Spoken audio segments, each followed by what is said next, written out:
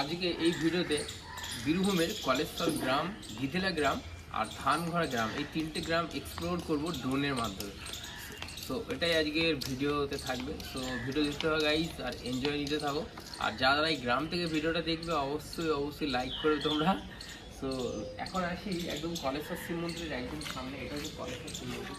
এই মন্দিরের ভিতরে তিনটে মন্দির আছে। একটা হচ্ছে পার্বতী মায়ের মন্দির, এটা ডান দিকে, আর তার আগে একটা হচ্ছে কালী মন্দির আছে, আর একটা হচ্ছে শিবের মন্দির। তার মেন শিবের মন্দিরটাই সবথেকে বড় মন্দির এটা।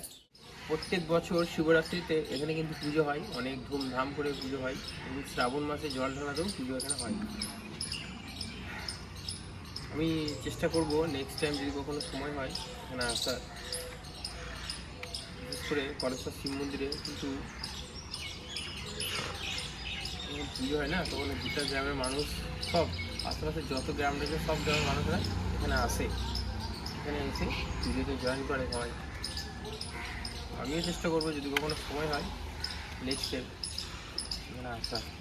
ঠিক আছে, আমার না সানগ্লাসটা পরতে হবে। তোমরা কমেন্ট করো আমাকে সানগ্লাস পরে কেমন দেখতে লাগবে। না মানে এবার ঠিক আছে, তারপরে না এই জাস্ট ঘুম থেকে উঠে আসলাম তো। আর আমি ভিডিও যেগুলো বানাই যেগুলো একটু সকালই বানাই, 5:30 বাজছে। তো এটা যদি পরে থাকি তাহলে কিন্তু আমার চোখগুলো তোমরা দেখতে পাবে না, যে ঘুমাচ্ছিলাম আমি ঘুমাচ্ছিলাম না। যাই হোক, চলো ড্রোনটা কানেক্ট করি আগে। বীরভূমে বিক্ষিপ্তভাবে বহু ঐতিহাসিক শিব মন্দির ছড়িয়ে আছে। আপাত দৃষ্টিতে মন্দিরগুলির জনপ্রিয়তা জনমানসের ঠিকমতো ধরা না পড়লেও ইতিহাস বিচারে সেগুলির গুরুত্ব কোনো অংশে কম নয়। এইরকমই একটি কলেশনাথ মন্দির, অর্থাৎ কলেশ্বর শিব মন্দির। এই মন্দির তার সঙ্গে জড়িয়ে থাকা নানা অলৌকিক ঘটনা। এই ভিডিওতে আমরা জানব কলেশনাথ শিব মন্দিরের ইতিহাস। সাঁইথিয়া শহর থেকে প্রায় 12 মাইল পূর্বে রয়েছে কলেশ্বর নামের মায়াভরা এক গ্রাম, আর এই গ্রামেই রয়েছে কলেশ্বর শিব মন্দির। বর্তমানে কলেশ্বর শিব মন্দিরের উচ্চতা 100 ফুটেরও বেশি। ফাল্গুন মাসে শিব চতুর্দশী তিথিতে শৈবতীর্থ কলেশ্বর ধামে শিবরাত্রি ব্রত উৎসব পালন করা হয়। অনেকে বিশ্বাস করেন বহু মুনি ঋষির সাধনা ক্ষেত্র ছিল এই কলেশ্বর ধাম। পর্বত নামে এক ঋষি এখানে দেবী পার্বতীর তপস্যায় রত ছিলেন। তারই নাম অনুসারে গ্রামের নাম ছিল পার্বতীপুর। আবার লোকমুখে শোনা যায় ধানঘড়া গ্রামের কলেশ ঘোষ পুজো করে শিবকে তুষ্ট করেন। এভাবেই কলেশ ঘোষের মাধ্যমে কলেশ্বর শিবের পুণ্যপ্রকাশ ঘটে।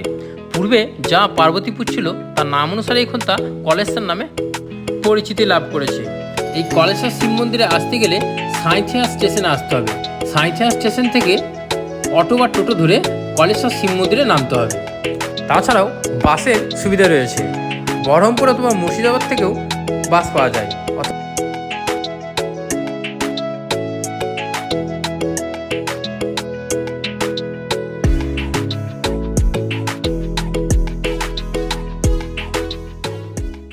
এটা হচ্ছে সেই কালী মায়ের মন্দিরটা। এটা ফ্রন্ট গেট, আর ফ্রন্ট গেটের সামনে কিন্তু প্রচুর দোকানপাট রয়েছে, খাবারের দোকান, ছোটোখাটো রেস্টুরেন্ট টাইপের যে দোকানগুলো হয় সেই দোকান। সেই যে এখানে বিউটি পার্লার থেকে শুরু করে। মন্দির থেকে বেরিয়ে যাব, এখন ধানঘড়া স্কুল আছে তো ওখানে যাব। ওখানে যাওয়ার পরে ওখানে গিয়ে ড্রোনটা কানেক্ট করবো। তো আগে ওখানে যাই, তারপরে দেখা হচ্ছে। চলো, এখন আমরা ডেস্টিনেশন চেঞ্জ করছি। আমরা এখন যাবো লোকপাড়া। তো লোকপাড়ায় ওখানে যে স্কুল আছে ওই স্কুলেই যাচ্ছি এখন। চলো যাই, তারপরে দেখা হচ্ছে। এখন আসি লোকপাড়াতে। তো গিধেলা থেকে মাত্র 2 কিলোমিটার দূর লোকপাড়া। সেই লোকপাড়ায় এসে চলে এসেছি, আর ড্রোন তো কানেক্ট করছি, ড্রোনটা তুলবো এখানে। আর এখানে একটা কলেজ আছে, লোকপাড়া কলেজ আর লোকপাড়া স্কুল আছে। এই দুটো জিনিস জায়গা আমরা ড্রোনের মাধ্যমে দেখাবো। আর তার সাথে এখানে একটা দোকান আছে আমার দাদার, দোকানটাও ড্রোনের মাধ্যমে দেখাবো। চলো আগে ড্রোনটা কানেক্ট করি। আজকে দেখো।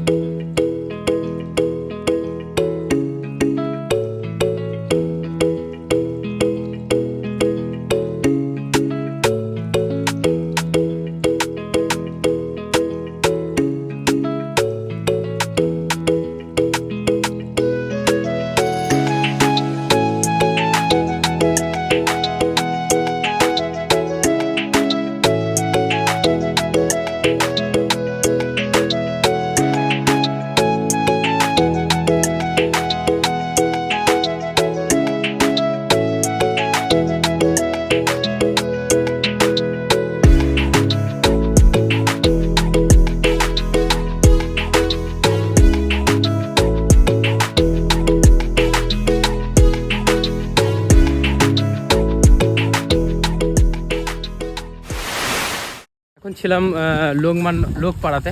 লোকপাড়ার আমার এই ডান দিকে একটা স্কুল রয়েছে খুব সুন্দর, তো স্কুলের ফুটেজ আমরা নিলাম ড্রোনের মাধ্যমে। আর এই দিকটা করে চলে যাচ্ছে লোকপাড়া কলেজ। এই যে এটা হচ্ছে মোকদ্দম সিটি হোসেন লোকপাড়া উচ্চ বিদ্যালয়, বীরভূম। 1950 সালে তৈরি এই স্কুল। সো গাইস আমরা এখন গিধেলে যাচ্ছি, তো গিধেলে গিয়ে দেখা হচ্ছে, দেখতে থাকো গাইস ভিডিও।